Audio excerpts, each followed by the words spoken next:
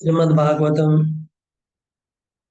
10वां स्कंद अध्याय 35 श्लोक number 16, 16 and 17। ओम नमो भगवते वासुदेवाय।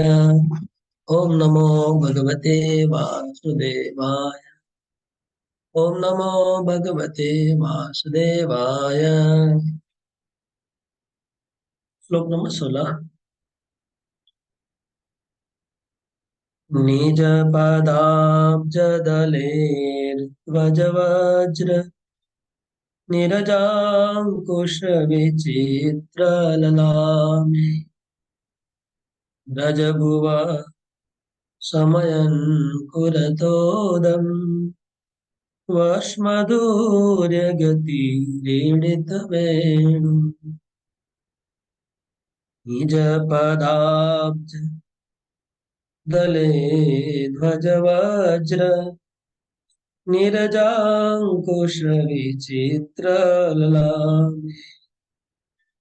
व्रजभुव शमयन् कुरतोदम् वश्मधूर्यगतिरीडितवेणु व्रजति तेन वयं सविलास वीक्षणार्पितमनो भववेगान् कुजगतिं गमिता न विदाम कस्मलेन कबरं वसनं वा व्रजति तेन वयं सविलास वीक्षणार्पितमनो भववेगान् कुजगतिं गमिता न विदाम कस्मलेन कबरं वसनं वा। गोपियां श्री कृष्ण बलराम के गुणगान कर रही है। कृष्ण और बलराम वन में गाय चराने जाते हैं। गोपियां दूर से उनका दर्शन करती है, कृष्ण बलराम का दर्शन करके कृष्ण बलराम के रूप का वर्णन करती है कि दोनों भाई कितने सुंदर लग रहे हैं। ये लोग गाय चराने जा रहे हैं तो पूरे त्रिभुवन को मनमोहित कर रहे हैं। जो दोनों भाइयों का गुणगान कर रही है गोपियां कृष्ण बलराम में, इसलिए इसका नाम है युगल गीत। युगल मतलब दो। तो इस श्लोक में गोपियां कहती हैं, हे सखी, गौवों के खुरों के प्रहार से भूमि खुद जाती है। उसकी उस पीड़ा को मिटाने के लिए श्याम सुंदर ध्वज, वज्र, अंकुश तथा कमल की चिन्हों से सुशोभित अपने रमणीय कोमल चरण कमल उस पर धारण करते हैं। वेणु ध्वनि करते हुए हाथी किसी मंद गति से उस भूमि पर चलते हैं। उस समय वन के उस विलास को देखकर हमारा हृदय उनके मिलने के लिए ऐसा मुग्ध हो जाता है कि हम वृक्षों की भांति जड़ गति को प्राप्त हो जाती हैं। हमें यह भी पता नहीं रहता कि हमारा जोड़ा खुल गया है या बंधा है, हमारे शरीर पर वस्त्र भी ठीक से है कि नहीं। आवाज ठीक है क्या? साउंड?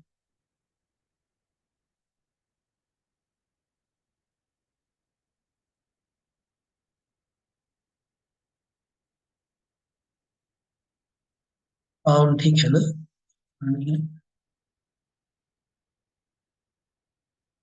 फुल है साउंड, इस फुल किया हुआ है।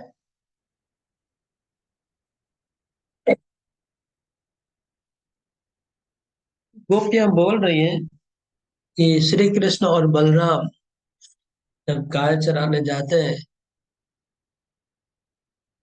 हमने पहले सुना, आप लोग को याद होगा कि जो अ, युगल गीत है श्री कृष्ण बलराम के बारे में 24 श्लोक है, 24। ये जो 24 श्लोक है, ये श्री कृष्ण के सुबह से लेकर शाम तक, अर्ली मॉर्निंग कृष्ण निकलते हैं घर से गाय चराने को और शाम तक वापस लौटते, तब तक का एक एक घंटे का वर्णन है, एक एक घड़ी का वर्णन है। एक घड़ी के लिए एक श्लोक, दूसरी घड़ी दूसरा श्लोक, ऐसे एक एक घड़ी का वर्णन है। इसमें गोपियां बोल रही है कि जब गाय ब्रजभूमि में चलती है तो गायों की खुर से भूमि के ऊपर खड्डा होता है। इतनी सारी गाय एक साथ चलेगी, लाखों गाय, तो पृथ्वी के ऊपर गायों का खुर का जो खड्डा होता है, उससे जो भूमि को थोड़ा कष्ट होता है, जो भी थोड़ा बहुत कष्ट होता है गायों को चलने के द्वारा, उनको जो कष्ट होता है भूमि देवी को, उस कष्ट को दूर करने के लिए श्री कृष्ण अपने कोमल चरण कमल पृथ्वी के ऊपर रखते हैं। तो कहने का आशय यह है कि गोपियां इस तरह से सोच रही हैं। हो सकता है कि ऐसा कष्ट नहीं हो पृथ्वी को, लेकिन गोपियां ऐसे सोच रही है कि पृथ्वी के ऊपर जब गायें चलती है हजारों लाखों की संख्या में, उनके पांव के खुर उसके ऊपर पड़ते हैं, पृथ्वी के ऊपर, तो पड़ने से पृथ्वी के ऊपर खड्डा होता रहता है और पृथ्वी को कष्ट होता है, और वो कष्ट पूरा पृथ्वी का मिट जाता है जब श्री कृष्ण के चरण कमल पृथ्वी के ऊपर पड़ते हैं। कृष्ण के चरण कमल कैसे हैं? बोले कि जिस चरण कमल में निज पदाब्ज ध्वज वज्र नीरज अंकुश विचित्र लामे, उनके चरण कमल में ध्वजा का चिन्ह है, वज्र का चिन्ह है।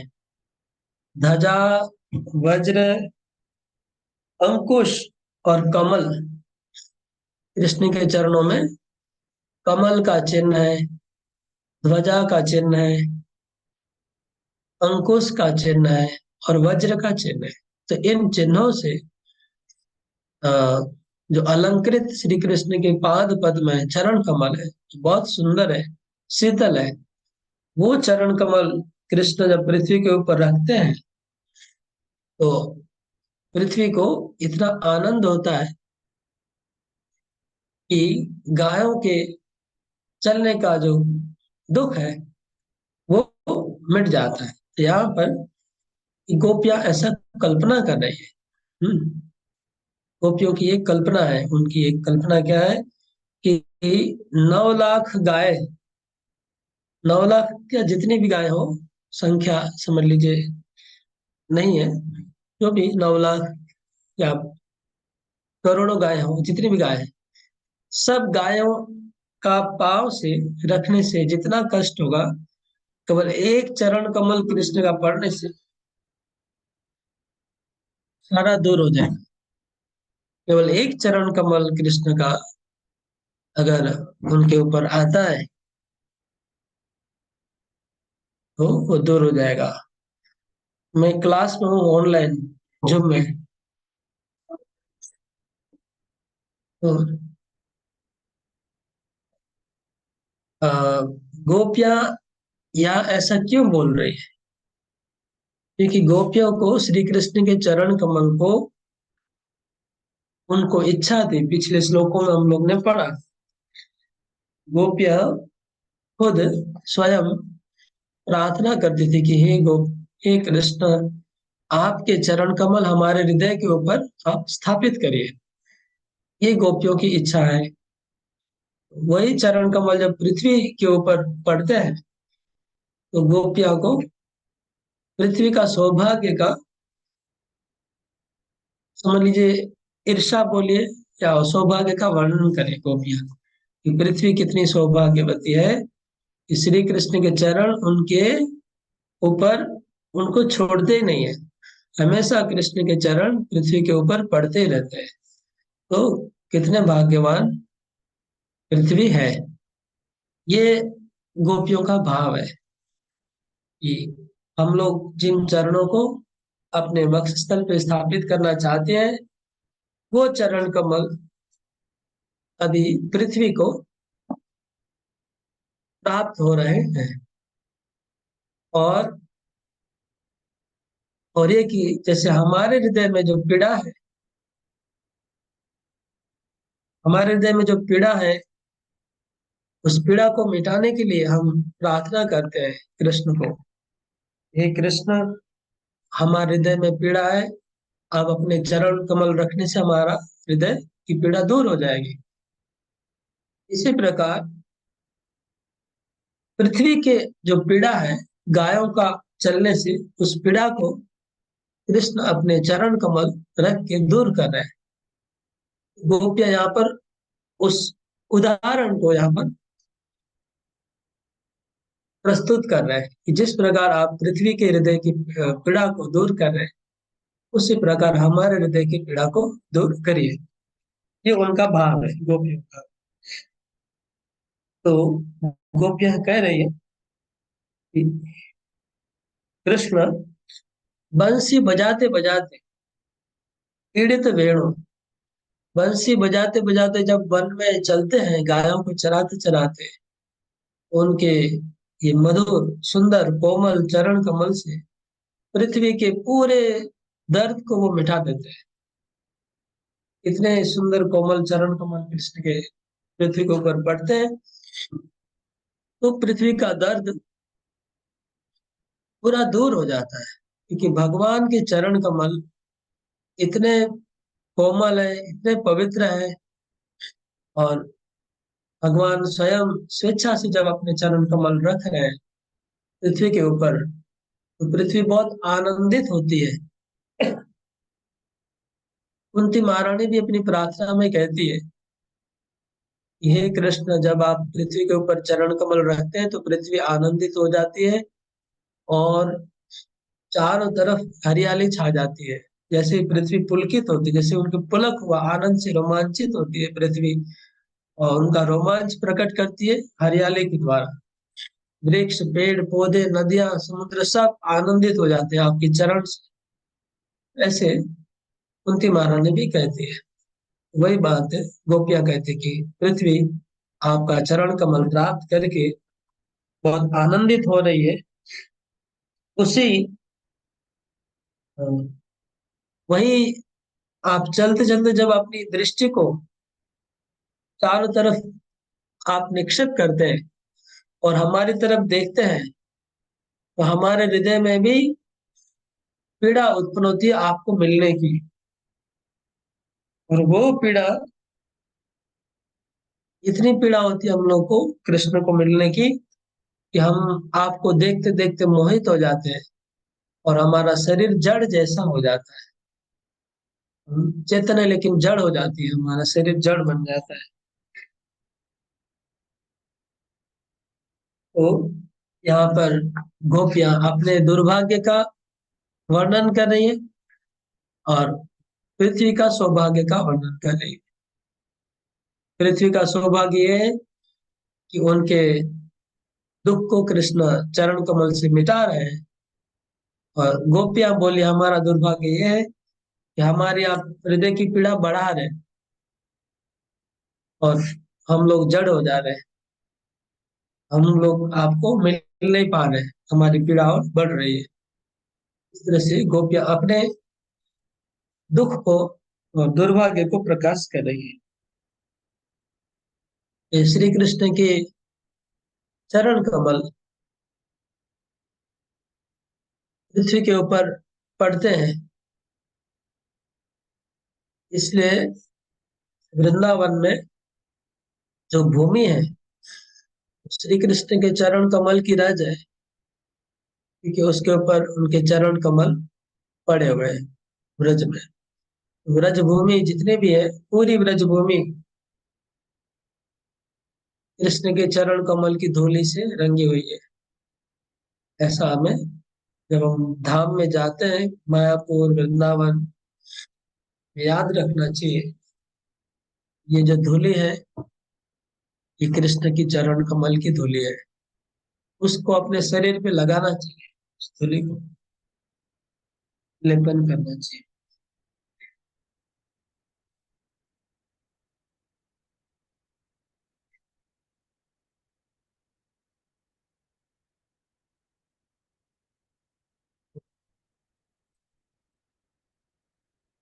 हम्म। अगला श्लोक पढ़ता हूँ।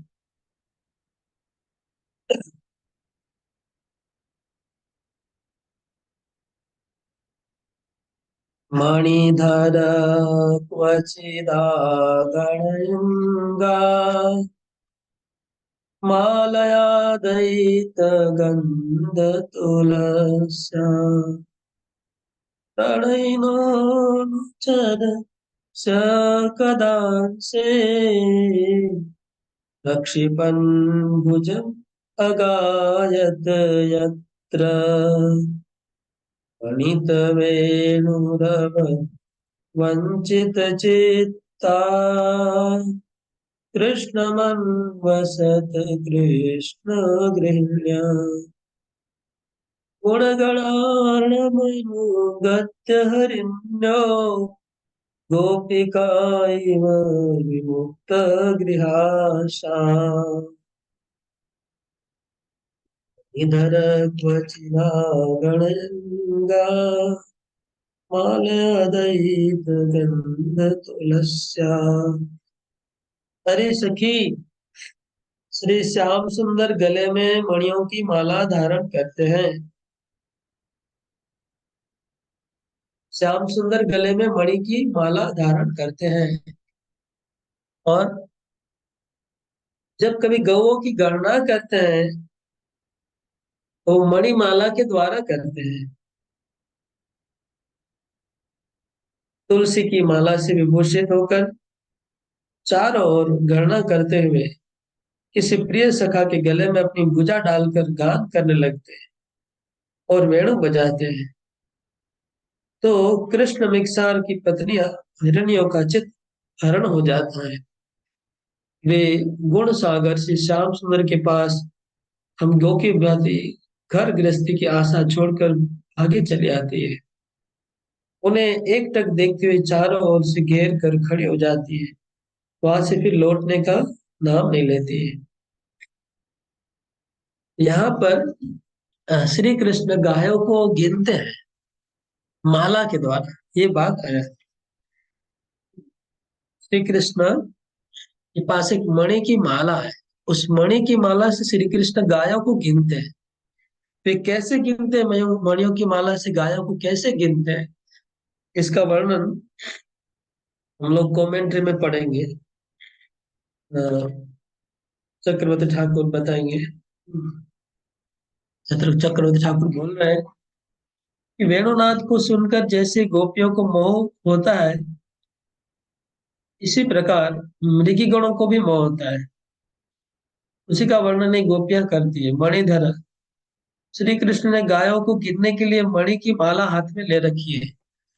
कृष्ण ने गायों को गिनने के लिए हाथ में मणि की माला रखी हुई है। उस मणि की माला से कृष्ण गायों को गिनते हैं। जैसे हम लोग माला फेरते हैं हरिनाम की माला, से भगवान अपने भक्तों की माला फेर रहे हैं। गाय तो उनके भक्त है।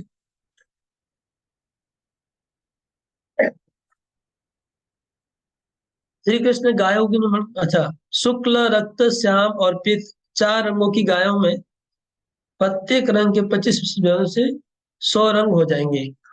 देखिए, ये बहुत इंपॉर्टेंट इंफॉर्मेशन है, ऐसा इंफॉर्मेशन कहीं नहीं मिलेगा।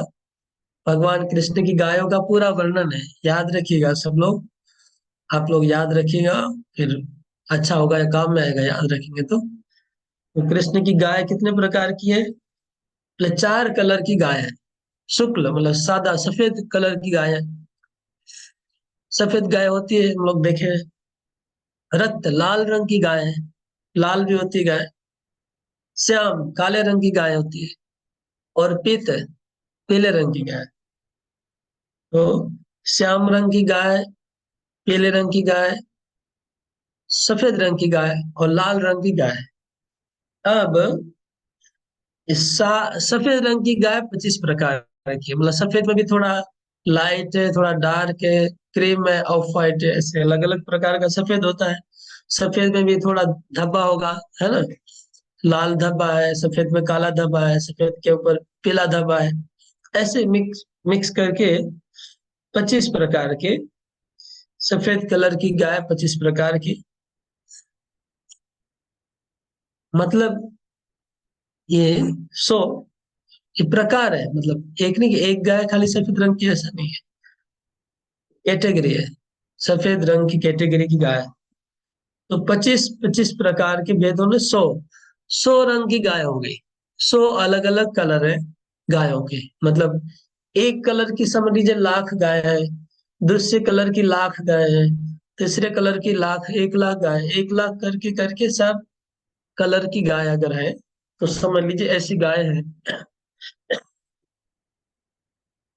अब उसी प्रकार 8 भेद और होंगे। तो 100 तो ये हो गया, कलर से भेद हो गया। और 108 प्रकार की, मतलब चक्रवर्ती ठाकुर टोटल बता रहे हैं कि 108 प्रकार की गाय हैं, इसलिए 108 की माला फेरते हैं कृष्ण, गिनते हैं 108 मणि को, गिनते हैं। तो और 8 क्या है? एक है चित्रता। चित्रता मतलब धब्बे धब्बे वाली गाय, वो उसमें उसकी कैटेगरी है। चित्रता वाले की बहुत संख्या में चित्रता वाली है। और चंदन, तो चंदन वाले कुछ गाय हैं। तिलक, कई गाय के सर के ऊपर तिलक अपने आप नो नेचुरली तिलक अंकित होता है कई गायों में, तो तिलक वाली गाय है। और मृदंग मुखी, किसी किसी गाय का मुख मृदंग की जैसा लंबा है। तो ऐसे 8 प्रकार की और गाय हो गई। तो इस प्रकार 108 प्रकार की कुल मिलाकर गाय हो गई। 108 प्रकार की गायों को श्री कृष्ण एक एक का नाम पुकारेंगे, वो गाय का झुंड आएगा। जैसे बोलेंगे मृदंग मुखी, तो मृदंग मुखी गाय सब आ जाएगी, और एक मणि कृष्ण आगे खींचेंगे। फिर बोलेंगे धवली, तो धवली गाय सब आ जाएगी। आगे पढ़ते हैं, क्या बोलते हैं। इस प्रकार वर्ण और आकार के भेद से 108 मणि के दानों वाली गो जप माला गायों को गिनने के लिए बनाई हुई है। उस माला को ग्रहण करके श्री कृष्ण असंख्य गायों के 108 पृथक पृथक युद्ध बनाकर उन्हें गिन लेते हैं। गाय असंख्य है, लेकिन उनके कैटेगरी 108 है। तो 108 कैटेगरी गिनने से काम हो जाता है।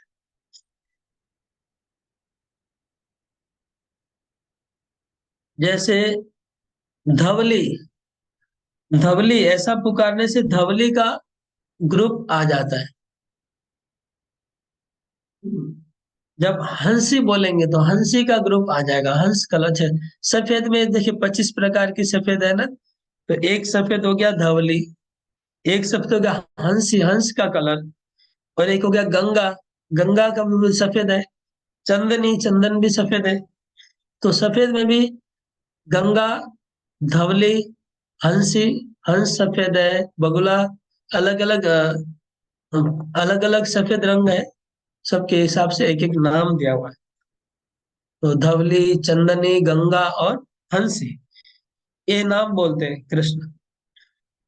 तब वो ग्रुप पूरा आ जाता है गायों का। इसी प्रकार लाल में कौन से हैं? अरुणी, अरुण वर्ण, अरुण कलर की लाल गाय होगी। अरुणी, कुमकुमी, कुमकुम जैसा लाल। और कहते हैं सरस्वती, गंगा को सफेद में आया, सरस्वती को लाल में डाल दिया। और सेंदुरी, सिंदूर कलर वाली, ये हो गया लाल रंग की। इसी प्रकार श्याम वर्ण की गायों के लिए बोलते हैं, बोलेंगे श्यामला, श्यामली, हाँ, धूमला, यमुना। तो काले रंग की गाय में यमुना का नाम आ गया। कजली, असिता, ये सब हो गया। और पीले रंग की गायों के लिए क्या क्या नाम है? पीता, पिंगला, हरतालिका, हेमी, पिंजरा, ये सब पीले रंग की गायों का। अब चित्रता, चित्रित गायों का क्या क्या प्रकार है? चित्रता, चित्रतालिका, दीर्घ तिलका, तिरक तिलका, मृदंगमुखी, सिंहमुखी, अजामुखी, महिषीमुखी, मृदंगमुखी, मृदंग जैसा मुख वाली, सिंहमुखी, सिंह के जैसा मुख वाली, अजामुखी, बकरे के जैसे मुख वाली, दीर्घ तिलका, किसकी सिर बड़ा तिलक है, तिरक तिलका, टेढ़ा तिलक है। इस प्रकार का नाम गायों का रखा गया है, और उस नाम को कृष्ण पुकारते हैं और माला में गिनते हैं और उसको अटेंडेंस लेते हैं। ये कृष्ण अटेंडेंस लेते हैं घर जाने के पहले। घर जाने के पहले सब गायें वापस आ गई कि नहीं, कोई पीछे छूट गया कि नहीं, वो चेक करने के लिए एक बार सब गायों को पुकारना पड़ता है। वो जब घर आए, जंगल से लौटने का समय होगा, तो सबको इकट्ठा करना होता है गायों को। वो इकट्ठा करने के समय माला में गायों का नाम पुकार के गिनते हैं। एक सेकंड, मेरे को तो चार्ज लगाना है लैपटॉप का।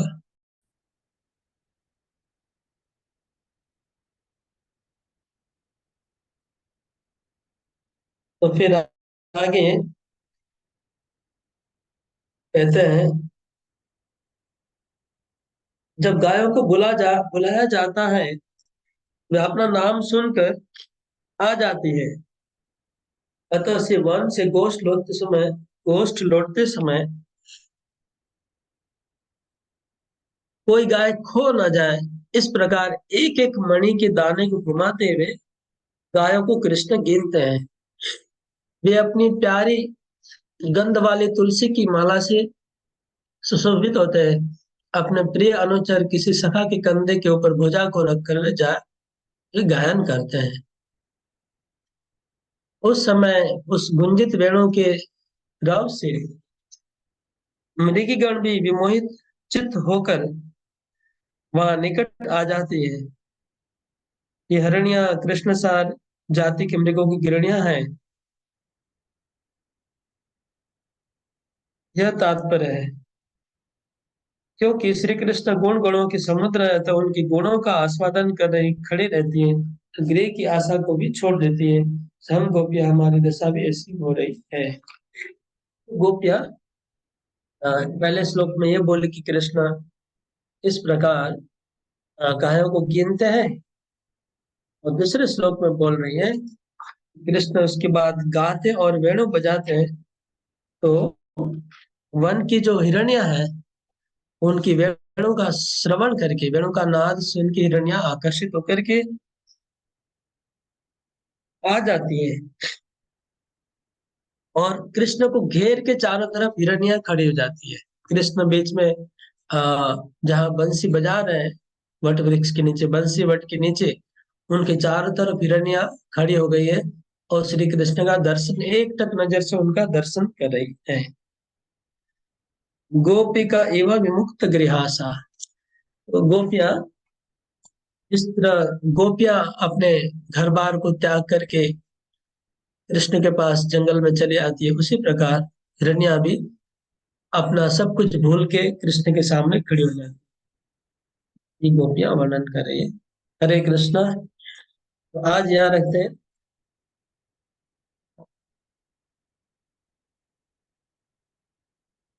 कोई प्रश्न, कमेंट, क्वेश्चन, मंतव्य बोलिएगा। अनंत द्वारकाधीश प्रभु, हरे कृष्णा।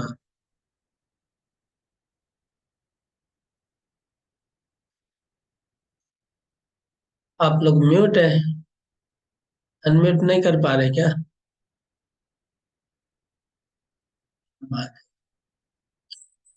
हरे कृष्ण प्रभु, तुम्हें प्रणाम। हाँ, हरे कृष्णा। अच्छा लगा, कम से कम प्रारंभ तो हुआ।